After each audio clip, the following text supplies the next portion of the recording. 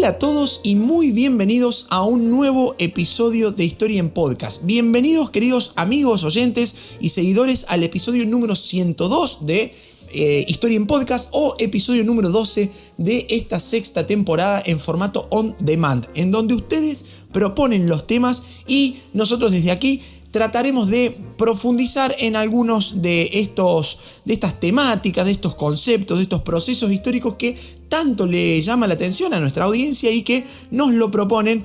Y bueno, desde aquí nosotros tratamos de hacer escuchar esos pedidos y tratamos de elaborar un episodio aproximadamente, como siempre digo, entre 40 y 50 minutitos, en donde desarrollamos ese tema solicitado por ustedes. Y si hablamos de temas solicitados por ustedes, sin lugar a dudas, la temática de hoy es un tema muy pedido, muy solicitado, del cual también se encuentra muy poco material en formato podcast, así que los invito a que se pongan cómodos, a que se relajen, a que aprovechen a dispersar un poquito la mente, a dejarse volar por este mundo maravilloso de la historia. Si están haciendo algún ejercicio, por ahí como me escriben algunos, ando en bici, salgo a correr, camino. Es más, algunos me han dicho que hasta la duración del ejercicio depende de la duración del episodio de Historia en Podcast. Así que bueno, si nos usan de cronómetro también, disfruten esa caminata, disfruten ese ejercicio que también le hace al cuerpo y aprovechen también para nutrir un poquito sus conocimientos, sus saberes históricos con este episodio especialísimo sobre nada más y nada menos que la historia del Islam. Pedidísimo este tema, muy solicitado, y que le estuve esquivando, como decimos acá en Argentina, le estuve esquivando un poquito el bulto porque, hay mucho por hablar del Islam, hay mucho por desarrollar, y trataré de ser, como siempre digo, lo más general posible para que después ustedes profundicen en donde quieran, como quieran y como lo prefieran. Así que, bienvenidos amigos al episodio sobre el Islam. Y para empezar a hablar del Islam es necesario entender primero, según mi punto de vista, el medio geográfico inicial, el punto de partida, el dónde empezó la civilización islámica, la cultura islámica. Y cuando hablamos del Islam tenemos que remontarnos geográficamente a la península de Arabia, ¿sí? El punto de partida de numerosas migraciones de pueblos nómades, un territorio con un suelo en gran parte cubierto por desiertos de arenas, no apto para una vida fácil, para una vida agropecuaria, sedentaria, digamos, ¿no? Los pueblos de esta región, bañada por las aguas del Golfo Pérsico, del Océano Índico, del Mar Rojo, eran generalmente pueblos nómades y seminómades, los famosos beduinos. Vivían del comercio con otros pueblos vecinos, eran pastores, eran guerreros, muy hábiles guerreros. De hecho, la guerra fue una de sus principales actividades económicas, ¿no? A la par del comercio. La guerra era un medio de vida. Y no solo la guerra, sino también el asalto a caravanas de mercaderes, por ejemplo, ¿sí?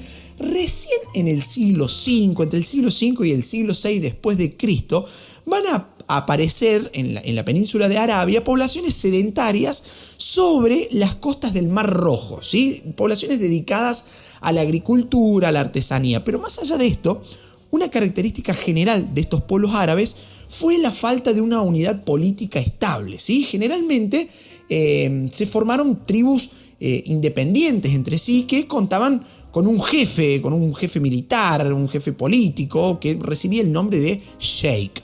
Y particularmente en materia religiosa fueron politeístas, es decir, que adoraban a muchos dioses, a espíritus, fuerzas ocultas y qué sé yo, cuánta cosa hay, ¿no? Y si bien cada tribu tenía sus propios dioses, aceptaban de buena manera a los dioses de las demás tribus sin mayores problemas.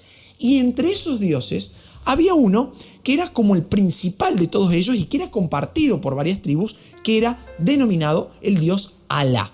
O sea que, para pasar en limpio, Alá, principal deidad del Islam, era tan solo en los orígenes uno de los cientos de dioses que adoraban las tribus de la península arábica desde sus inicios, ¿sí? Y cuando hablamos de comercio y de religión en este contexto para tratar de ubicar al Islam en sus orígenes, debemos decir que estas tribus, ¿sí? Estas tribus nómades, seminómades, que estaban comenzando a conocer el sedentarismo en una parte de la península de Arabia, tenían un centro, un punto de encuentro, ¿sí? En ambos sentidos, en el sentido comercial y religioso, que era de gran importancia. Y como veremos, se transformó ese centro en el centro, así con mayúscula, en el centro del Islam. Ese lugar era la Meca. Hacia ese punto convergían las diferentes tribus para comerciar, para ofrecer sus ofrendas a su dios, a su principal dios, que era, como ya dijimos, Alá. Aunque no era el único. Esto debe quedarles siempre en claro, ¿sí? Ahora, otro punto fundamental del islamismo: su profeta, el encargado de dar el mensaje de Dios, de difundirlo, de darlo a conocer. El Islam, al igual que el cristianismo, los cristianos en sus orígenes, y actualmente también, digo, los católicos, vamos a tener a Moisés, ¿sí? Que va a ser el profeta de esta religión, que da a conocer el mensaje de Dios a su pueblo y qué sé yo qué. Bueno, el Islam también va a contar con su profeta, que fue Mahoma. Ahora, ¿quién era Mahoma? ¿Quién fue Mahoma? Y acá hay un punto muy interesante, porque Mahoma va a ser el encargado de fundar, de crear esta nueva religión que fue y que es el Islam. Mahoma, que en árabe significa algo así como el alabado, ¿sí? Había nacido en la ciudad de la Meca, este centro comercial y religioso que les decía anteriormente, alrededor del año 570 después de Cristo. Y fue el encargado de darle una religión a los árabes y de lograr también cierta unificación política, a través de la cual el pueblo árabe inició el camino para lo que fueron las futuras conquistas y para grandes conquistas, debemos decir, como ya veremos a lo largo de este episodio. Mahoma que en su juventud fue un camellero, ¿sí? Un comerciante, y que fue gracias a esos trabajos que entró en contacto con mercaderes judíos, con mercaderes cristianos, pudiendo conocer así los fundamentos de esas dos religiones, del judaísmo y del cristianismo. Después, por esas cosas de la vida y de la historia, Mahoma encontró el amor, ¿sí? Se casó con una viuda rica, muy bien posicionada económica y socialmente, y desde entonces el dinero pareció que ya no era una preocupación en la vida de Mahoma. Entonces el tipo se pudo dedicar a la predicación sobre la base teórica del monoteísmo judeo-cristiano, ¿sí?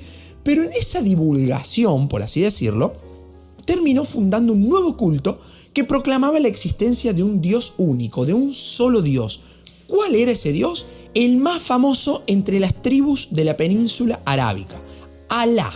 Y en base a eso difundió también una serie de principios morales y religiosos que van a tener posteriormente una gran trascendencia y que van a formar los preceptos básicos centrales del islamismo. Pero, ¿cómo fue, en dónde fue, mejor dicho, que inició sus acciones Mahoma? Mahoma empezó a predicar en la ciudad de la Meca, ¿sí? Este importante centro mercantil, comercial y a la vez un lugar sagrado.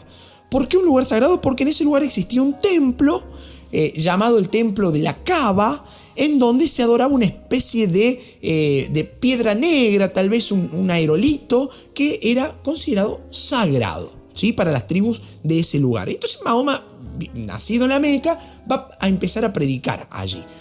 Mahoma con su prédica, poco a poco, ya sabemos que la basa en el monoteísmo judeocristiano, ¿sí?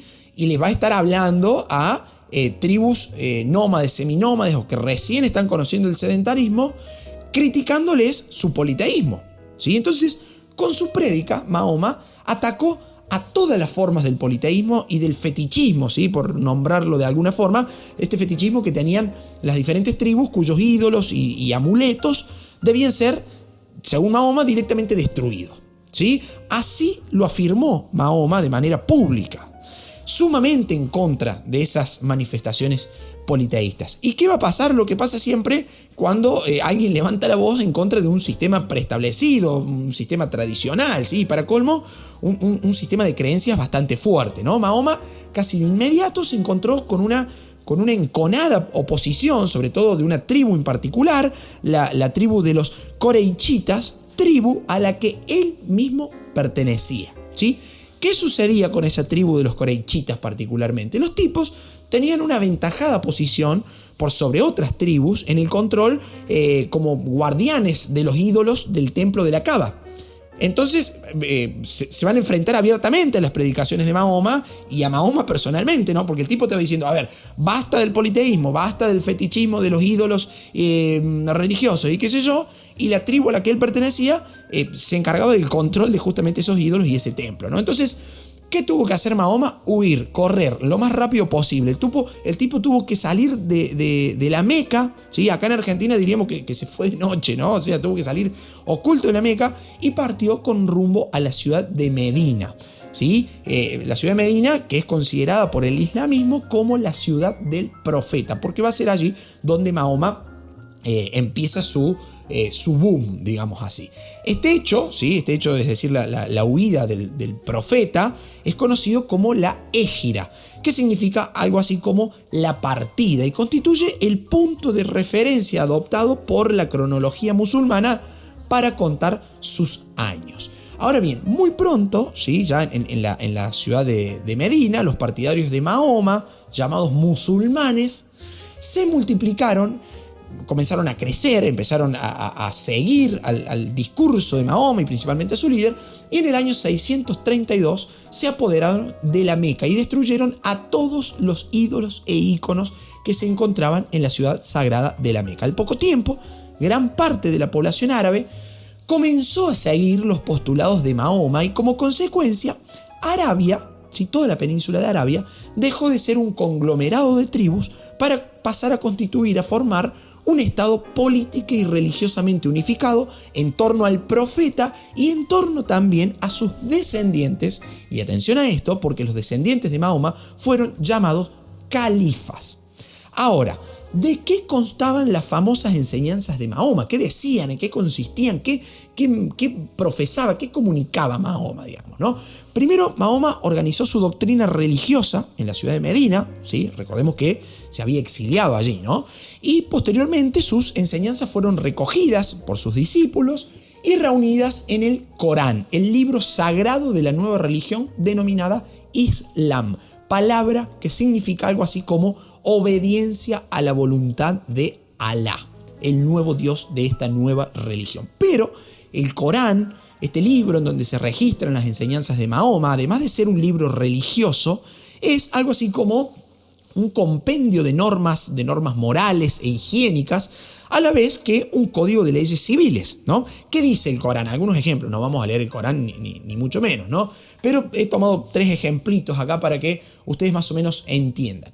El Corán dice: todos los musulmanes están obligados a creer en un solo Dios, que es Alá, y en Mahoma, que es su profeta. Y en este sentido, ¿sí? los designios de Alá son comunicados a los hombres por intermedio de sus profetas, entre los que se destaca Mahoma, pero el cual no es el único, sino que también, y atención a esto, ¿sí? destacaban profetas como Abraham y también Jesús de Nazaret, ¿sí? El judaísmo, el cristianismo y el islam son religiones abrahámicas, ¿sí? ¿Por qué? Porque parten de las enseñanzas de Abraham. Abraham va a ser profeta en las 3 religiones, ¿sí? Y nuevamente la figura de Jesús de Nazaret, que también va a ser considerado uno de estos profetas. Pero el más importante de todos, según el Islam y según el Corán, es Mahoma.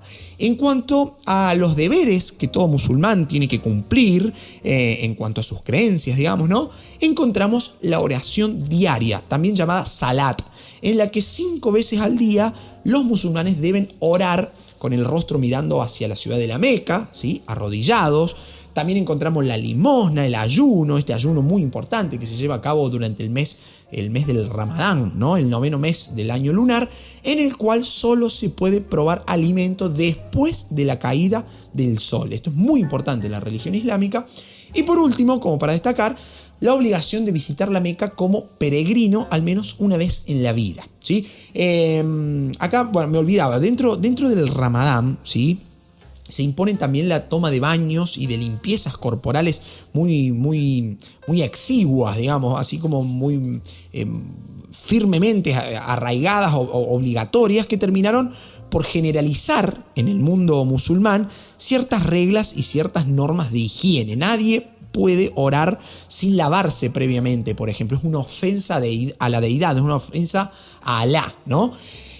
Otras importantes prohibiciones son, por ejemplo, la ingesta de alcohol, la venganza, los juegos de azar y, bueno, un sinfín de cuestiones moralistas, higiénicas, y bueno, como decíamos también, en cierto modo, leyes civiles, porque van a regular el comportamiento de la sociedad islámica, ¿no? Bien, y ustedes quizás sí, quizás no, pero digo, cuando preparaba el episodio es muy probable que surja la pregunta entre ustedes de cómo fue posible la imposición de un sistema tan riguroso, ¿no? Sistema que además terminó por unir a toda la península arábiga, ¿no? Bueno, una de las formas de su imposición fue la predicación de la tan nombrada Guerra Santa, una guerra que se llevaría a cabo contra todos aquellos infieles que resistiesen el avance musulmán como la única fe verdadera. Cada fiel musulmán que muriese en el cumplimiento de la Guerra Santa como mecanismo de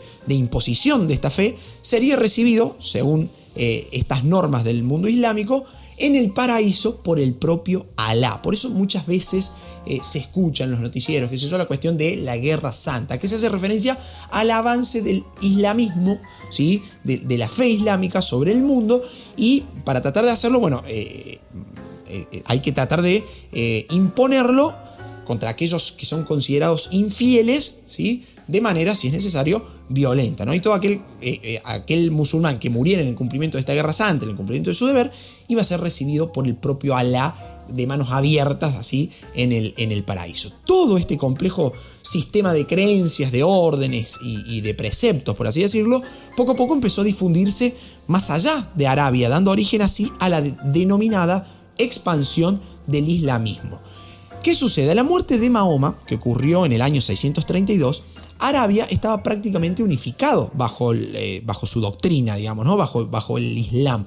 Pero van a ser los sucesores de Mahoma, los llamados califas, quienes llevaron a cambio un movimiento formidable, por así decirlo, de la expansión de la fe islámica. Los primeros 4 califas, denominados los califas legítimos, Abu Bakr, Omar, Othman y Ali, iniciaron una acción extraordinaria, una acción conquistadora, logrando vencer, por ejemplo, a los bizantinos y a los persas también. Después van a ocupar Siria, van a ocupar Palestina, Egipto, casi toda la Mesopotamia asiática, Irán, y van a llegar también hasta la península ibérica, ¿sí? Por lo general, y esto vale la pena aclararlo, los árabes no ocasionaban daño a los habitantes del país conquistado. Solo aquellos que se resistían eran, en cierta forma, violentados. En el mejor de los casos eran esclavizados, pero al resto de la población, quienes no se resistían, los árabes no ocasionaban mayores daños.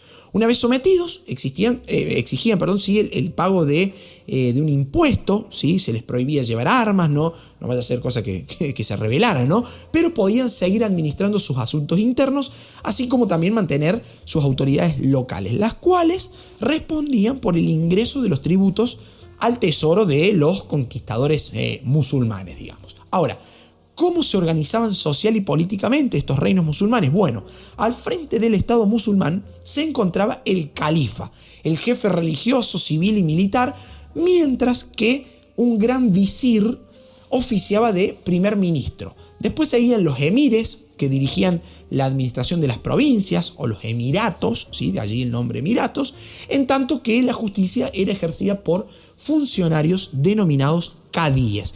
Y aunque desde el punto de vista religioso, a nivel social, el Corán sostiene la igualdad entre los hombres, como en todas las sociedades de la época, va a existir entre los árabes también una profunda desigualdad entre las clases sociales. Al mismo tiempo, esa sociedad musulmana admitía la esclavitud, ¿sí? La esclavitud era vista con buenos ojos, y con respecto a la mujer quedaba relegada al desempeño de un papel totalmente subordinado al hombre, ¿no? Y en este sentido la poligamia también era permitida.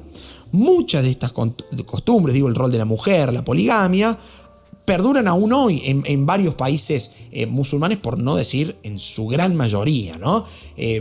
No conozco en profundidad la actualidad de todos los países musulmanes, pero el cumplimiento de esta regla es casi como obligatoria, digamos, ¿no? Y esa poligamia, ese matrimonio poligámico, estaba amparado en el Corán y tiene su origen en la necesidad de asegurar una numerosa descendencia masculina, ¿sí? Atención a esto, que le proporcionara al Estado soldados para llevar a cabo la Guerra Santa. De hecho, los hombres de clases sociales más altas, los más ricos, digamos, poseían gran cantidad de concubinas, además de sus 4 esposas legítimas, para tratar de dejar en el mundo una gran descendencia masculina y de esa forma poder desarrollar la Guerra Santa e imponer el Islam como religión verdadera, como la única fe verdadera. Ahora bien, acabada esta descripción así sociopolítica del islamismo, ¿sí?, viene una parte muy interesante que por lo menos para mí es la parte más llamativa de la historia del Islam, que es la parte de su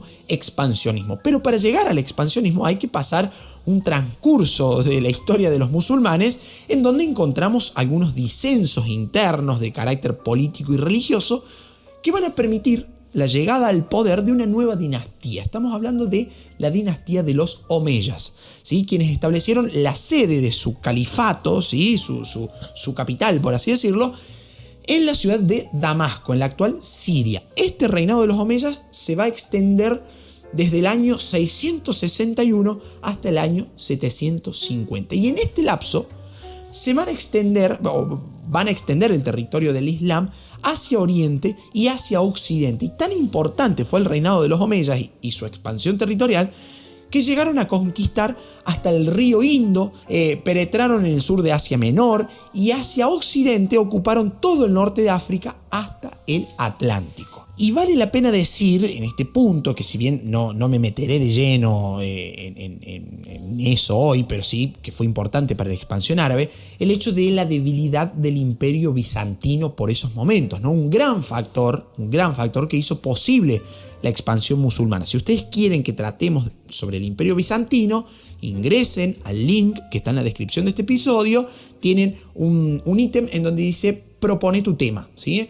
Se meten ahí y me dicen quiero que desarrolles la historia de tal y tal cosa. Si puede ser el imperio bizantino, puede ser lo que quieran. También en ese link en la descripción de este episodio van a encontrar el apartado, si lo desean hacer, para colaborar con el canal, ¿sí?, para hacer su aporte al canal. Si bien Historia en Podcast es un proyecto de divulgación histórica gratuito, ustedes pueden colaborar económicamente para que esto pueda seguir siendo lo que es y podamos seguir llegando a mucha más gente a través de las diferentes plataformas, ¿no? Pueden hacerlo desde Cafecito, ¿sí?, en Argentina, donando el valor simbólico de un café, que hoy está en 100 pesos apenas, ¿sí?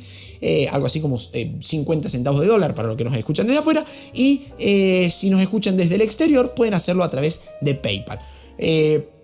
Para nosotros es de gran ayuda poder recibir ese apoyo, ¿sí? Y si no, es también muy importante que estén ahí del otro lado escuchándonos y también recomendándonos y todas esas cosas que ayudan al crecimiento del canal. Cierro paréntesis ahí, cierro el chivo, digámoslo así, la propaganda, el spam, pero bueno, es necesario por ahí aclararlo, ya que ayuda, esas son las inyecciones anímicas para seguir produciendo historia en podcast. Bien, volvemos entonces, ¿no? Dijimos que la debilidad del imperio bizantino contribuyó a la expansión de la civilización islámica durante la dinastía de los omeyas. Y en este marco expansionista del Islam y de toda su cultura, en el año 711 ocurrió un hecho trascendental. Resulta que esa expansión musulmana por el norte de África coincidió justo con la decadencia de la monarquía visigoda en España. Esta circunstancia fue inmediatamente aprovechada por los árabes, quienes al mando de Tarik cruzaron el estrecho de Gibraltar, que de hecho deriva del árabe, ¿sí?, que significa Jebel al-Tarik, o sea, roca de Tarik, este rey que estaba guiando a los musulmanes, y derrotaron al ejército del rey Rodrigo en las orillas del río Guadalete. Señoras y señores, España había caído frente a los musulmanes y empezaría allí una nueva etapa de esta cultura, ahora también en la península ibérica. Poco a poco, todo el reino visigodo quedó en manos de los conquistadores y España se terminó convirtiendo en un emirato, o sea, en una provincia dependiente del califato de Damasco, gobernado por un emir que residía en la ciudad de Córdoba. Posteriormente, los árabes van a iniciar una serie de expediciones armadas contra los contra los francos, por ejemplo, que estaban asentados del otro lado de los Pirineos, ¿sí? Si nos paramos en España mirando hacia Francia, allí estaba el reino de los francos, del otro lado de la cordillera de los Pirineos, pero no tuvieron la misma suerte que cuando se enfrentaron con los visigodos y fueron vencidos en la batalla de Poitiers en el año 732, con lo cual debieron abandonar la idea de conquistar la Galia, ¿no? Así que los tipos siguieron asentados en lo que actualmente es España. Pero lejos de estar tranquila la situación interna del imperio musulmán, se encontraban atravesando una grave crisis que fraccionaba la unidad del imperio. Así, por ejemplo, muchos musulmanes consideraban a los omeyas unos usurpadores del poder. Entonces se revolucionaron contra ellos en Irán, ¿sí? Y de allí se desprendió un nuevo califa que fue consagrado como tal bajo el nombre de Abu i-Abbas, quien se convirtió en el principal referente, digamos, de la dinastía de los abasíes. Desde entonces, con Abu i-Abbas a la cabeza, los abasíes estaban gobernando en esos momentos. Desde allí se va a establecer un nuevo califato, ahora con sede en la ciudad de Bagdad, lo que en ese momento era la Mesopotamia asiática, califato que se va a prolongar hasta el año 945. Desde entonces, ese vasto imperio musulmán, integrado por una heterogeneidad étnica muy amplia, imagínense ustedes que estamos hablando e incluyendo desde los persas en Oriente hasta los visigodos en España, ¿no? ¿Qué va a pasar? Lo mismo que sucedió en la gran mayoría de los grandes imperios. Una vez agotada la capacidad expansionista, su fuerza impaccionista, mejor dicho, el imperio comenzó a fraccionarse en varios estados. Así, por ejemplo, en el año 755, Abd Marrán I, un sobreviviente de la dinastía Omeya, ¿sí?, consiguió llegar a España donde encontró ahí algunos partidarios y se hizo con el control del gobierno de la España musulmana, llamada por ese entonces Al-Andalus, proclamándolo como un emirato independiente, es decir, Al-Andalus iba a quedar separado del resto del imperio islámico. Posteriormente, varios años después, casi 200 años después, en el año 929, Abd Marrán III se proclamó califa en Córdoba, paso que siguieron también Marruecos y Egipto, ¿sí?, constituyéndose en estados libres. En el siglo XI, ¿sí?, ya adelantándonos en el tiempo, otro pueblo musulmán se va a apoderar del califato de Bagdad, dando origen a una nueva etapa, ¿sí?, dentro del imperio musulmán, que es la de los turcos selyúcidas. Pero más allá de toda esta historia de uniones, reparticiones, divisiones del imperio musulmán, de amores y desamores, hay un hecho que se estudia muchísimo y del cual hay poco material en formato podcast, como le decía al comienzo de este episodio, que es la cuestión del reino musulmán de Al-Andalus, de la España musulmana. Así que para todos los amigos que me escriben desde España y que me escuchan desde España, atención a esta partecita porque es muy importante, ¿no? Una contribución de un argentino, ¿no?, desde aquí, de este humilde lugar, para tratar de entender esa historia musulmana, ¿sí?, del reino al-andaluz. Resulta que la península ibérica fue el único territorio de Europa occidental donde los árabes se instalaron de forma prolongada, ¿sí? Por casi 8 siglos van a estar los tipos ahí ocupando ese territorio. Y en ese periodo, no solo los invasores y sus descendientes habitaron los territorios conquistados, sino que también pueblos del norte de África se atrevieron a cruzar a este reino al-andaluz, ¿no? ¿Sí? Como fue, por ejemplo, el pueblo de los bereberes, ¿sí? Además, algo que no siempre suele decirse es que muchos visigodos que habían sido vencidos por los musulmanes en España permanecieron en las tierras ocupadas por los árabes, asimilando sus costumbres y obviamente también aceptando la nueva religión, ¿no? Solo en el norte de España, sobre lo que es la costa del mar Cantábrico, digamos, ¿no?, en la zona y también en la zona de los Pirineos, van a subsistir algunos reinos cristianos independientes. Ahora, ¿cómo fue esa coexistencia entre musulmanes y cristianos en la península ibérica? Bueno, en realidad fueron más periodos de guerra que de paz, ¿no? Los enfrentamientos se prolongaron por el control del suelo, por el control cultural, ¿no?, incluida la religión, se van a prolongar por muchísimo tiempo. Van a existir muy pocos periodos de paz y de buenas relaciones entre cristianos y musulmanes en la península ibérica. Casi que diría que esos momentos esos momentos de paz y de buenas relaciones interrumpieron las extensas etapas de guerras y de enfrentamientos entre ambos bandos, ¿no? ¿Y qué sucede? ¿Cómo estaba formada, digamos? ¿Qué pasaba en esa España musulmana? ¿Cómo era esa España musulmana? Esa España musulmana permaneció unida hasta el siglo XI, vamos a decir, cuando comenzó a disgregarse en una serie de pequeños reinos independientes, los llamados reinos de taifas, una especie de bandos que comenzaron a dividir y a fraccionar el dominio musulmán en España. Hasta ese momento, los musulmanes habían logrado una prosperidad y un brillo cultural superior a cualquiera de los reinos cristianos de Europa que vivían inmersos, vamos a decirlo así, en el oscurantismo religioso medieval, ¿no? El momento de apogeo de los musulmanes en España fueron justamente los siglos X y XI. De hecho, cuando en todo el occidente la economía y la vida urbana habían decaído, si esto lo repasamos en los primeros episodios de Historia en Podcast, existían en la región, en el reino musulmán de Al-Andalus, grandes ciudades como Córdoba, como Granada, con la famosa construcción de la Alhambra, ¿no? Ciudades como Sevilla, ¿sí? En donde había un comercio muy activo, cosa que en el resto de Europa Occidental no estaba sucediendo. Además, el comercio se iba a practicar también con el mundo cristiano, ¿sí? O sea, los musulmanes en España, una vida urbana floreciente, una vida comercial muy activa, que tenían algún tipo de relación comercial con los cristianos y también algún tipo de relación comercial con el oriente musulmán, ¿sí? De esta forma, como en una especie de sincretismo, de unión, de fusión de culturas, muchos elementos de la civilización árabe, de su arquitectura, de su religión, de su lengua y de tantas otras cosas, quedaron integrados en la civilización occidental. Pero, como siempre digo, todo lo que empieza acaba, parece ser una ley de la historia, ¿no? Y el reino musulmán de España, el famosísimo reino de Al-Andalus, también llegó a su fin. A partir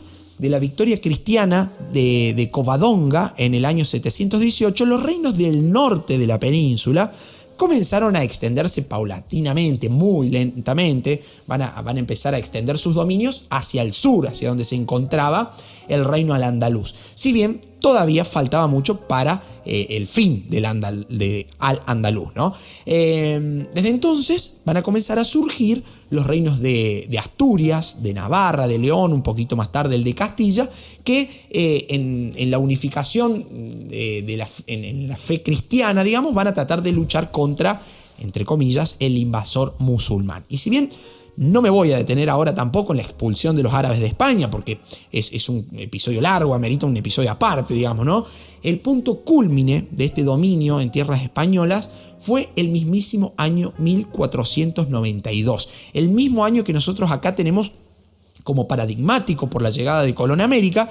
En España se estaba celebrando en esos momentos la reconquista de todo su suelo por parte de los reyes católicos, de Isabel de Castilla y de Fernando de Aragón, los mismos reyes que autorizaron a Colón, después de varios idas y vueltas, a hacer el viaje que lo depositó en tierras americanas, ¿sí? En enero de 1492, las Fuerzas Unidas Cristianas derrotaban en Granada a los musulmanes y terminaban con su dominio en España. Llegaba a su fin el reino al-andaluz en el año 1492. Supe tener una vez una profe de historia moderna en la Facu, en la Universidad Nacional de Córdoba, ¿sí?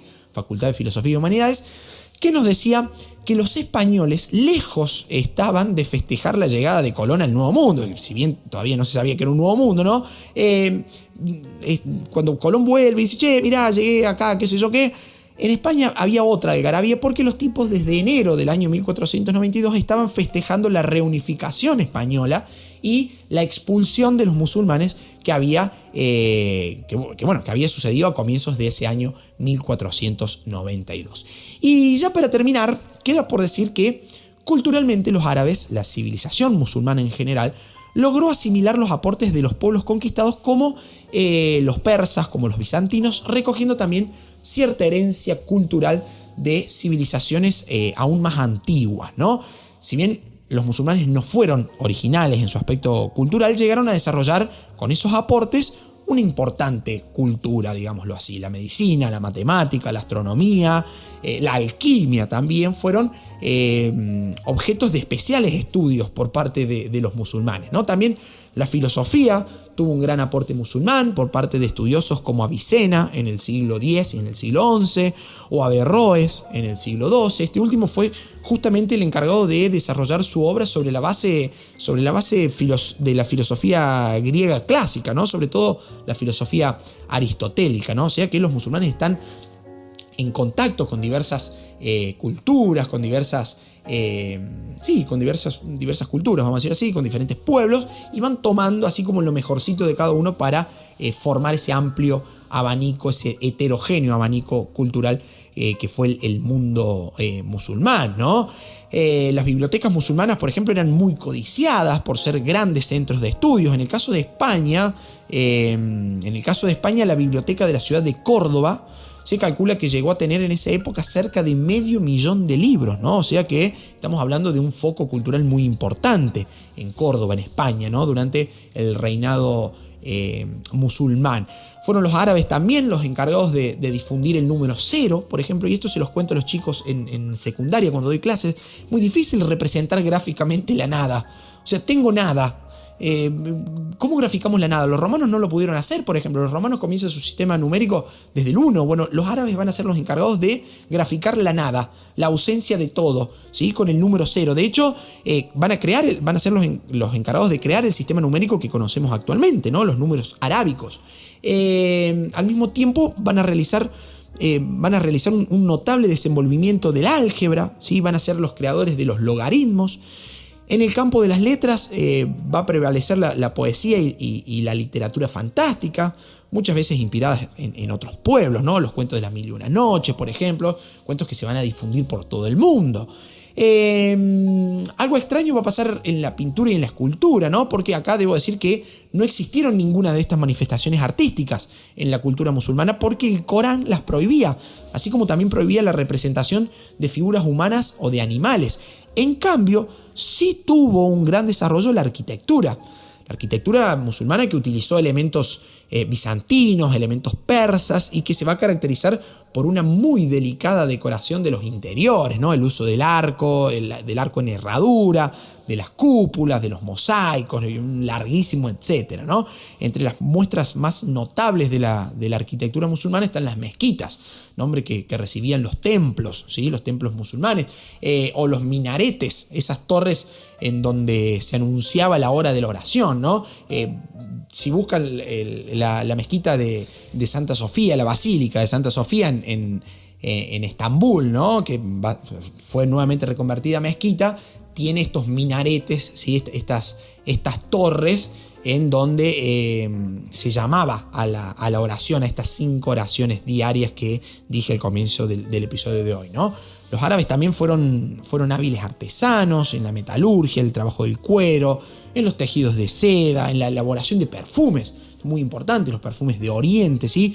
Un amplísimo etcétera. Acá digo, ¿no? Los árabes en cuestiones de artesanía van a tener una expansión muy grande. Y por último, cabe señalar la importancia del aporte lingüístico, ya que en el castellano, por ejemplo, más de 4.000 palabras, ¿sí? Más de 4.000 palabras castellanas provienen del árabe, ¿sí? Producto de la ocupación árabe de la península ibérica, la ocupación árabe de España, que después España va a venir a América y va a traer también su idioma, que ha estado a su vez influido por los árabes.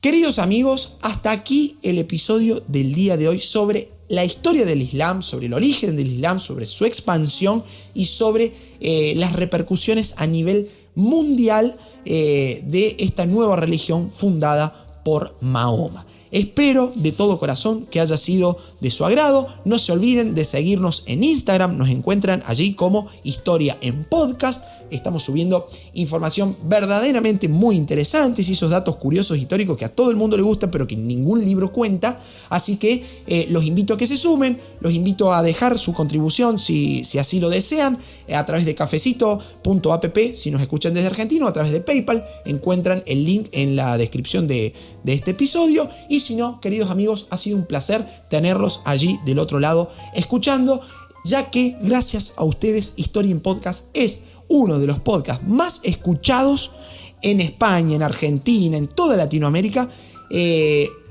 y de manera totalmente independiente, ¿sí? Aquí yo, Lucas Bota, quien les habla en mi estudio, grabando en base a lo que ustedes solicitan, en base a lo que ustedes piden, para complacerlos y para aprender juntos algo de historia. Queridos amigos, hasta un nuevo episodio. Chau, chau.